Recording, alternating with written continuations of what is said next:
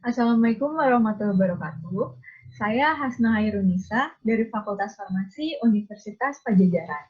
Pada video kali ini saya akan menjelaskan tentang perencanaan suplai farmasi di rumah sakit dan di apotek. Apa sih perencanaan itu? Perencanaan merupakan proses kegiatan dalam pemilihan jumlah, jenis, dan harga perbekalan farmasi yang sesuai dengan kebutuhan dan anggaran untuk menghindari kekosongan obat. Nah, dalam perencanaan ini terdapat beberapa hal yang harus diperhatikan, antara lain pola penyakit, kemampuan dan daya beli masyarakat, serta budaya dari masyarakat sekitar. Perencanaan ini memiliki tujuan antara lain untuk memperoleh informasi mengenai jumlah rencana pengadaan, skala prioritas masing-masing jenis obat dan jumlah kemasan, serta rencana pengadaan obat tahun yang akan datang.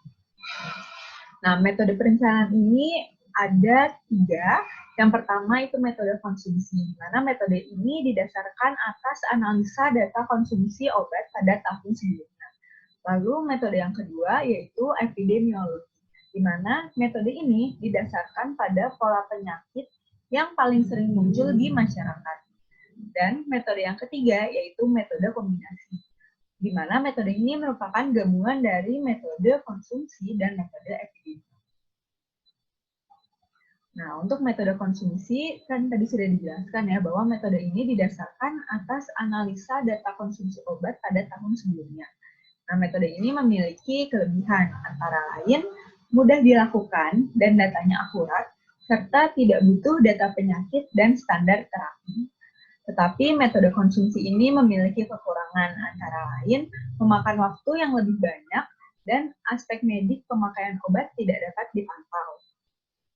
Untuk menentukan metode konsumsi, kita dapat menggunakan rumus perhitungan CP sama dengan CA dikali T ditambah SS dikurangi sisa stok, di mana CT merupakan kebutuhan per periode waktu, CA merupakan kebutuhan rata-rata per bulan, T merupakan lama kebutuhan, dan SS merupakan safety stock.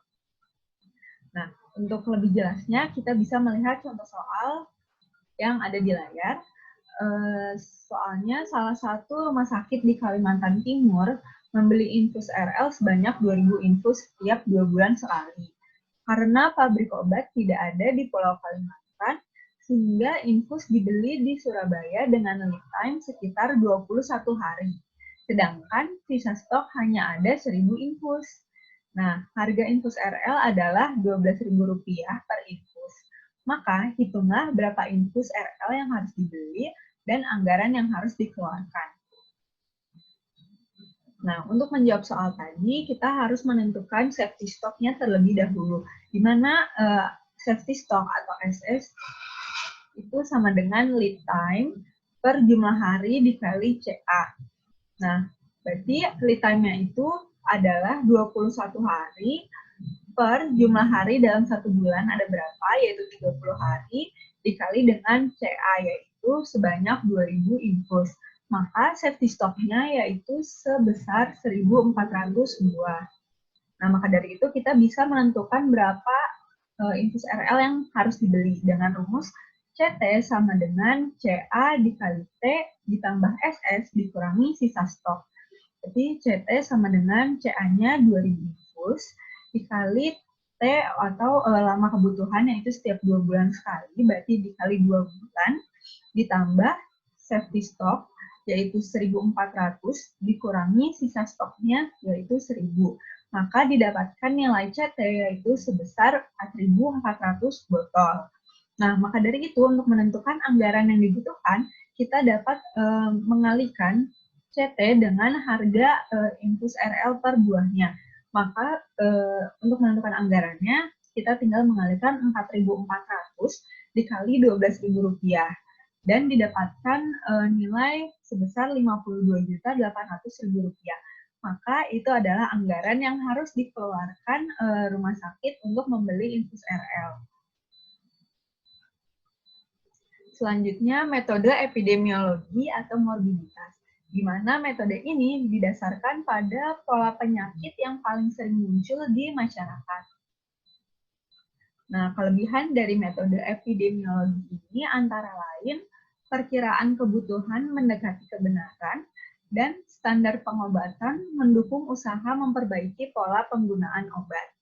Tetapi metode ini memiliki kekurangan, antara lain membutuhkan waktu dan tenaga terampil, data penyakitnya sulit diperoleh, serta perlu pencatatan dan pelaporan yang baik. Nah, metode epidemiologi ini dapat ditentukan dengan tahapan. Yang pertama, menentukan jumlah penduduk yang akan dilayani. Yang kedua, menentukan jumlah kunjungan kasus berdasarkan frekuensi penyakit. Dan yang ketiga, yaitu menyediakan standar pengobatan yang digunakan untuk perencanaan dan menghitung perkiraan kebutuhan obat dan penyesuaian kebutuhan obat dengan alokasi dana yang tersedia. Nah, metode epidemiologi ini dapat ditentukan dengan menggunakan rumus CT sama dengan CE dikali T ditambah SS dikurangi sisa stok, di mana CT merupakan kebutuhan per periode waktu, CE merupakan perhitungan standar pengobatan, T merupakan lamanya kebutuhan, bisa bulan ataupun tahun, dan SS merupakan safety stock, di mana untuk menentukannya dapat menggunakan rumus lead time per jumlah hari dikali CA. Nah, untuk lebih jelasnya kita bisa melihat contoh soal yang ada di layar. Suatu rumah sakit di Kalimantan setiap bulannya menerima pasien gigitan ular sebanyak 5 orang per bulan. Nah, standar pengobatan untuk gigitan ular yaitu yang pertama, antibisa ular diberikan 2 botol untuk 1 hari. Terapi dilakukan selama 3 hari. Yang kedua, asam tranexamat diberikan 3 kali injeksi 500 mg selama 3 hari. Yang ketiga, ketorolac injeksi 3% diberikan 2 ampul untuk 1 hari dan dilakukan selama 3 hari. Dan yang keempat, cefotaxim injeksi diberikan 2 kali injeksi 1 gram selama 3 hari. Nah, obat-obatan untuk terapi gigitan ular tersebut hanya tersisa 1 di rumah sakit. Sedangkan pembelian setiap 1 bulan sekali dengan lead time 7 hari. Harga untuk 1 kali pemberian standar pengobatan gigitan ular adalah Rp600.000. Maka hitunglah berapa obat dalam standar terapi yang harus dibeli dan anggaran yang harus dikeluarkan untuk membeli persediaan tersebut. Nah, maka dari itu kita bisa menghitung dengan melihat rata-rata standar pengobatannya terlebih dahulu, di mana antibisa ular dibutuhkannya 2 botol selama 3 hari, berarti totalnya ada 6 botol untuk 1 pasien, sedangkan tiap bulannya yang datang ada 5 pasien. Maka 6 botol dikali 5 pasien sama dengan 30. Berarti antibisa ular yang dibutuhkan yaitu sebanyak 30 botol. Lalu yang kedua ada asam tranexamat, di mana untuk 1 orang pasien dibutuhkan 3 ampul sebanyak 3 hari. Maka 1 pasien membutuhkan 9 ampul. Dalam 1 bulan terdapat 5 pasien, maka 9 ampul dikali 5 pasien sama dengan 45 ampul. Maka asam tranexamat yang dibutuhkan dalam sebulan yaitu sebanyak 45 ampul. Lalu yang ketiga, ketorolac injeksi 3%. 1 pasiennya membutuhkan 2 ampul dikali 3 hari, berarti sebanyak 6 ampul, dan pasien yang datang dalam 1 bulan sebanyak 5 orang. Maka 6 ampul dikali 5 pasien sama dengan 30 ampul. Maka rumah sakit tersebut membutuhkan ketorolac injeksi sebanyak 30 ampul. Selanjutnya yang keempat itu ada cefotaxim injeksi, di mana 1 pasiennya membutuhkan 2 ampul dikali 3 hari. Maka untuk 1 pasien dibutuhkan 6 ampul. Dalam 1 bulan datang 5 pasien, maka dari itu 6 ampul dikali 5 pasien sama dengan 30 ampul. Maka cefotaxim injeksi yang dibutuhkan rumah sakit tersebut dalam 1 bulan yaitu sebanyak 30 ampul. Maka dari data yang sudah didapatkan, dapat ditentukan nih rata-rata standar pengobatan atau CE-nya yaitu sebesar 30. CE tersebut kita masukkan nanti ke rumus CT sama dengan CE dikali T ditambah SS dikurangi sisa stok. Tetapi kita harus menentukan nih safety stoknya tuh ada berapa. Dengan rumus SS sama dengan lead time per jumlah hari dikali dengan CA. Berarti SS sama dengan lead time-nya itu 7 hari per jumlah harinya dalam 1 bulan 30 dikali dengan CA atau CE-nya itu 30 obat. Maka safety stock-nya yaitu 7 obat. Nah, nilai SS yang sudah didapatkan kita masukkan ke rumus CT sama dengan CE dikali T ditambah SS dikurangi sisa stok. Berarti CT-nya sama dengan CE yaitu sebesar 30 dikali waktu lama pemakaiannya itu 1 bulan ditambah safety stoknya itu 7 obat dikurangi sisa stoknya 1 obat. Maka CT-nya sama dengan 36 obat. Nah, untuk menentukan anggarannya, kita tinggal mengalihkan CT dikali dengan anggaran setiap pengobatannya. Berarti 36 obat dikali Rp600.000, sama dengan Rp21.600.000. Berarti rumah sakit tersebut harus mengeluarkan anggaran untuk membeli persediaan obat anti bisa ular ini sebesar Rp21.600.000. Selanjutnya, untuk metode yang ketiga atau metode kombinasi, di mana metode ini merupakan gabungan dari metode konsumsi dan metode epidemiologi atau morbiditas. Nah, perhitungan kebutuhan obat yang telah mempunyai data konsumsi yang jelas, namun kasus penyakit cenderung naik atau turun. Lalu dapat digunakan metode konsumsi dengan koreksi pola penyakit, perubahan jenis atau jumlah tindakan, perubahan pola peresepan, dan perubahan kebijakan dari pelayanan. Nah, untuk menentukan metode kombinasi ini dapat menggunakan rumus CK sama dengan CA ditambah CE dikali T ditambah SS dikurangi sisa stok, di mana CE merupakan perhitungan standar pengobatan, CA merupakan kebutuhan rata-rata per bulan, T merupakan lama kebutuhan, dan SS merupakan safety stock. Nah, untuk lebih jelasnya kita bisa melihat contoh soal yang ada di layar. Di sebuah rumah sakit di Kabupaten Sumedang, setiap tahun pasti ada pasien menderita DBD. Diprediksi ada sebanyak 100 pasien per bulan. Penanganan pasien DBD tersebut dengan diberikan infus RL 500 cc 20 tetes per menit dengan banyaknya 3 infus per hari selama 5 hari. Nah, konsumsi RL setiap bulan adalah 5.000 infus dengan lead time setengah bulan dan sisa stok 5.000 infus. Berapa RL yang harus disediakan rumah sakit agar tidak terjadi kekosongan?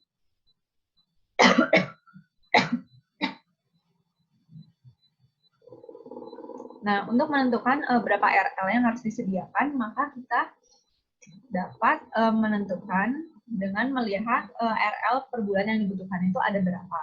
Berarti 3 infus per hari dikali 5 hari dikali 100 pasien. Berarti RL per bulan yang dibutuhkan yaitu sebanyak 1.500 buah. Lalu kita harus menentukan safety stocknya terlebih dahulu dengan menggunakan rumus SS sama dengan lead time per jumlah hari dikali CA plus CE. Jadi SS sama dengan lead time-nya setengah bulan atau 15 hari per jumlah hari dalam sebulan yaitu 30 dikali CA-nya 5.000 infus ditambah CE-nya 1.500 infus. Maka didapatkan safety stock yaitu sebanyak 3.250 buah. Nah, dari SS yang sudah ditentukan tadi, kita dapat menentukan RL yang harus disediakan rumah sakit dengan rumus CT sama dengan CA ditambah CT dikali T ditambah SS dikurangi sisa stok, di mana CT sama dengan CA-nya itu 5.000 ditambah CE-nya 1.500 dikali T yaitu 1 bulan ditambah safety stoknya 3.250 dikurangi sisa stoknya 5.000, maka didapatkan nilai CT yaitu 4.750 buah infus RL. Maka RL yang harus disediakan rumah sakit agar tidak terjadi kekosongan yaitu sebesar 4.750 buah. Nah, selanjutnya untuk menganalisis perencanaan sediaan suplai farmasi, kita dapat menggunakan 3 metode. Yang pertama ada metode ABC, di mana ABC ini mengelompokkan item obat berdasarkan kebutuhan dananya.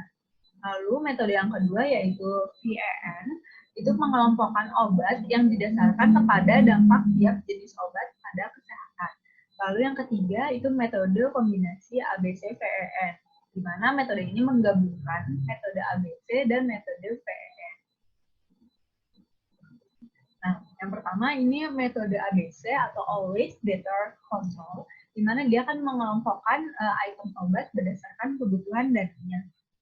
Nah, dibagi jadi 3 kelompok, di mana kelompok A ini biasanya sejumlah 10-20% dari total item dan mempresentasikan 60-70% total nilai.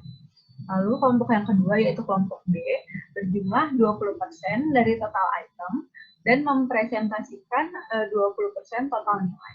Dan yang ketiga yaitu kelompok C biasanya berjumlah 60-70% dari total item dan merepresentasikan 10-20% dari total nilai. Lalu metode yang kedua yaitu metode VAN atau vital, esensial, dan non-esensial, di mana ini mengelompokkan obat yang didasarkan kepada dampak tiap jenis obat pada kesehatan. Yang pertama kelompok V atau vital. Nah, kelompok obat ini antara lain obat penyelamat, obat untuk pelayanan kesehatan pokok, obat untuk mengatasi penyakit-penyakit penyebab kematian terbesar, dan ini wajib selalu ada di rumah sakit. Contohnya seperti epinefrin dan dopamin. Lalu, kelompok yang kedua yaitu kelompok E atau esensial, di mana ini merupakan kelompok obat yang bekerja kausal, yaitu obat yang bekerja pada sumber penyebab penyakit. Contohnya obat antihipertensi dan obat antipiratif.